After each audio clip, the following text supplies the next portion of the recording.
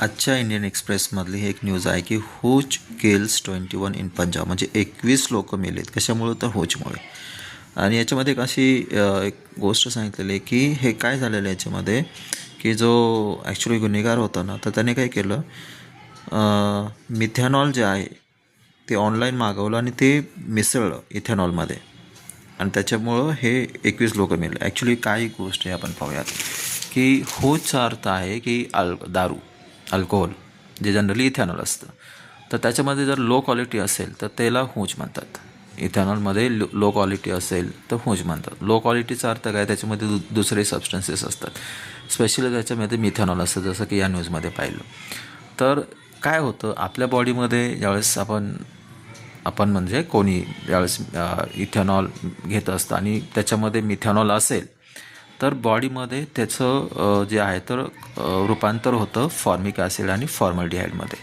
आता हे जे फॉर्मिक ॲसिड आणि फॉर्मल्डिहाईड आहे, हे बॉडी आपलं ते तयार करतं या मिथेनॉलपासून. हे टॉक्सिक आहे बॉडीसाठी. याच्यामुळं काय होतं, तर ब्लाइंडनेस येतो, म्हणजे अंध बनतात लोक.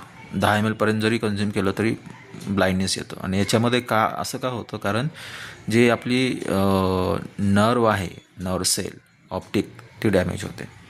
त्याच्यानंतर ऑर्गन डॅमेज होतात. ऑर्गन डॅमेज का होतात, कारण ॲसिडोसिस होतात, मेटाबॉलिक ॲसिडोसिस होतं. असं का होतं, कारण फॉर्मिक ॲसिड तयार होते, ॲसिड आणि ॲसिडोसिस, आणि त्याच्यामुळे ऑर्गन डॅमेज होतात.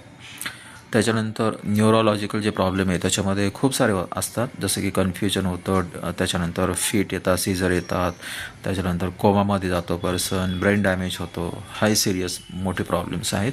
आणि जर जे क्वांटिटी मिथेनॉलची त्याच्यामध्ये जर जास्त असेल, 30 ml किंवा जास्त, तर डेथ होते. आणि आजच्या त्या बातमीमध्ये जे 21 लोक मेले, कारण की ती जी क्वांटिटी ती जास्त होती मिथेनॉलची, आणि त्याच्यामुळे ते मेले.